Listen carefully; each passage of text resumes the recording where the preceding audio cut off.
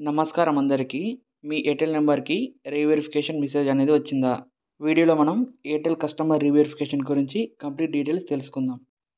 So, ఇలా వచ్చిన మెసేజ్‌లో ఉన్న లింక్‌ని క్లిక్ చేయండి. క్లిక్ చేసిన తర్వాత ఆటోమేటిక్‌గా మనకి ఎయిర్టెల్ థాంక్స్ యాప్ అనేది ఓపెన్ అయిపోతుంది. ఒకవేళ మీ మొబైల్‌లో ఎయిర్టెల్ థాంక్స్ యాప్ అనేది లేకపోతే ప్లే స్టోర్‌కి వెళ్లి డౌన్‌లోడ్ చేసుకోండి. రీవెరిఫికేషన్ అంటే ఏంటి అంటే మన సిమ్ డీటెయిల్స్‌ని తెలుసుకొని కస్టమర్ ఐడెంటిటీని కన్ఫర్మ్ చేయడం. గవర్నమెంట్ రెగ్యులేషన్స్ ప్రకారం ప్రతి టెలికాం కంపెనీకి ప్రతి కస్టమర్ యొక్క కేవైసీ డీటెయిల్స్ అప్డేట్ చేయడం తప్పనిసరిగా ఉంది. మీరు ఎయిర్టెల్ కస్టమర్ అయితే రీసెంట్‌గా మీ ఫోన్‌కి ఒక కాల్ లేకపోతే మెసేజ్ వచ్చి ఉండాలి. మీ సిమ్ బ్లాక్ అవుతుంది. రీవెరిఫై చేయండి. ఇది ఎయిర్టెల్ నుండి జెన్యూన్‌గా వస్తుందా లేక స్కామా అనేది తెలియాలంటే ఎయిర్టెల్ అఫీషియల్ కాల్స్ 121 నుండి మాత్రమే వస్తాయి. Scam calls mostly unknown numbers నుండి వస్తాయి. చాలా రష్‌లో ఆధార్ నెంబర్, ఓటీపీ అడుగుతారు. జెన్యూన్ ఎయిర్టెల్ మెసేజ్‌లో లింక్ ఉంటుంది. కానీ అది ఎయిర్టెల్ వెబ్‌సైట్‌తో స్టార్ట్ అవుతుంది. Like airtel.in. ఛానల్‌కి కొత్తగా వచ్చినట్లయితే ఛానల్‌ని సబ్స్క్రైబ్ చేసుకొని బెల్ నోటిఫికేషన్ అనేది ఆన్‌లో పెట్టుకోండి. తిరిగి వీడియోలోకి వచ్చినట్లయితే వీడియోలో చూస్తున్నట్టుగా ఇక్కడ మనకి ఆప్షన్స్ అనేవి చూపిస్తుంది. ఇక్కడ మీ మొబైల్ నెంబర్ని ఎంటర్ చేయమని అడుగుతారు. సో అక్కడ మనది నెంబర్ ఏదైతే ఉందో రీవెరిఫై చేసుకోవాల్సినది ఆ నెంబర్ని అనేది ఎంటర్ చేయాలి.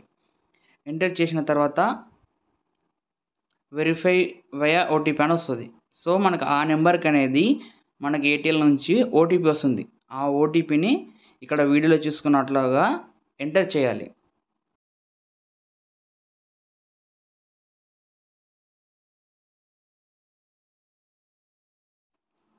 ఓటీపీని మొత్తం ఎంటర్ చేసిన తర్వాత వెరిఫై అయిపోయినట్టు. ఇప్పుడు మనకి నెంబర్ అనేది వెరిఫై అయింది. నెక్స్ట్ మన ఆధార్ డీటెయిల్స్‌ని వెరిఫై చేసుకోవాలి. సో మన ఆధార్ కార్డ్‌లో ఎలాగైతే ఉంటుందో ఆధార్ కార్డ్ నెంబర్ 12 డిజిట్స్ అది ఎంటర్ చేయాలి. ఎంటర్ చేసిన తర్వాత ఇక్కడ టిక్ మార్క్ దగ్గర క్లిక్ చేసి ఓటీపీని అనేది సెండ్ చేసుకోవాలన్నట్టు.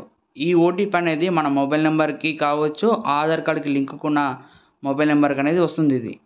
సో ఆ నెంబర్ కూడా మన పక్కన ఉండే విధంగా చూసుకోవాలి. దానికి 6 డిజిట్స్ ఓటీపీ సేమ్ వచ్చేస్తుంది. అది వెరిఫై కొటేషన్ ఏమిటంటే మనకు ఆధార్ కార్డ్ కూడా డీటెయిల్స్ వెరిఫై అయిపోతాయి. సో నెక్స్ట్ స్టెప్ ఏంటంటే మనకు ఫోటో వెరిఫికేషన్. ఫోటో వెరిఫికేషన్ అనేది ఇప్పుడు ఆ సిమ్ అనేది ఏ పర్సన్ పేరుపై అయితే ఉందో ఆ పర్సన్ అనేది ఫోటో దిగాలన్నట్టు. 3 స్టెప్స్ అనేవి కంప్లీట్ అయ్యాక ఫోర్త్ స్టెప్ అని ఏంటంటే ఫోటో వెరిఫికేషన్. ఇక్కడ ఓపెన్ కెమెరాని క్లిక్ చేసిన తర్వాత అడిగిన పర్మిషన్స్ని ఓకే చేయాలి. ఇక్కడ ఏంటంటే సిమ్ ఎవరి పేరు మీద అయితే ఉందో ఆ పర్సన్ యొక్క ఫోటో అనేది తీసుకోవాలి. అతని ఫేస్ అనేది కరెక్ట్ కెమెరా మిడిల్లో ఉండే విధంగా చూసుకొని సబ్మిట్ చేయాలన్నట్టు.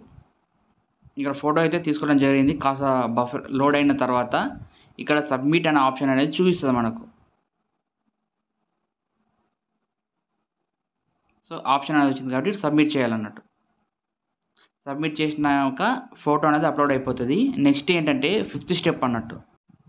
ఈ ఫిఫ్త్ స్టెప్ ఏంటంటే వీడియో వెరిఫికేషన్ అన్నట్టు. ఈ వీడియో వెరిఫికేషన్లో ఏమవుతుందంటే ఆ సిమ్ అయితే ఎవరి పేరు మీద అయితే ఉందో ఆ పర్సన్ యొక్క పేరు మరియు డేట్ ఆఫ్ బర్త్ అనేది చెప్పి రికార్డ్ చేసి సబ్మిట్ చేయాలన్నట్టు. ఇక్కడ వీడియోలో చూస్తున్నట్టయితే I M S Janakiramudu, born on 5th June 1995 అనేది ఉందన్నట్టు.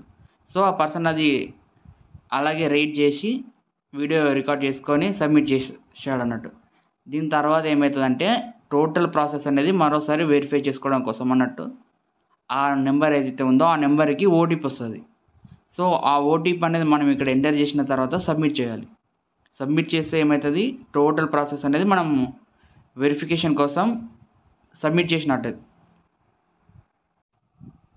సో మిగిలిన ఇది సబ్మిట్ చేసిన 24 hours వరకు వెరిఫికేషన్ అనేది నడుస్తుంది. ఒకవేళ డీటెయిల్స్ అనేవి అన్ని జెన్యూన్గా ఉన్నట్టయితే సిమ్ అనేది యాక్టివేట్ చేస్తారు. ఇక్కడ వీడియోలో చూసుకున్నట్టయితే ఇది అనేది వెరిఫికేషన్ కంప్లీట్ అయిపోయింది. ఎయిర్టెల్ అనేది అప్రూవ్ చేసేసింది. మీ డీటెయిల్స్ కూడా జెన్యూన్గా ఉంటే ఎయిర్టెల్ వెరిఫికేషన్ పూర్తయిపోతుంది. ఎప్పటిలాగా మనం సిమ్ అనేది వాడుకోవచ్చు. ఒకసారి అప్రూవ్ అయిపోయిందంటే మనం ఎప్పటిలాగా మన సిమ్ అనేది వాడుకోవచ్చు. ఏం కాదులే అని చెప్పేసి ఇగ్నోర్ చేశారంటే మీ సిమ్ అనేది టోటల్గా డీయాక్టివేట్ అయిపోతుంది.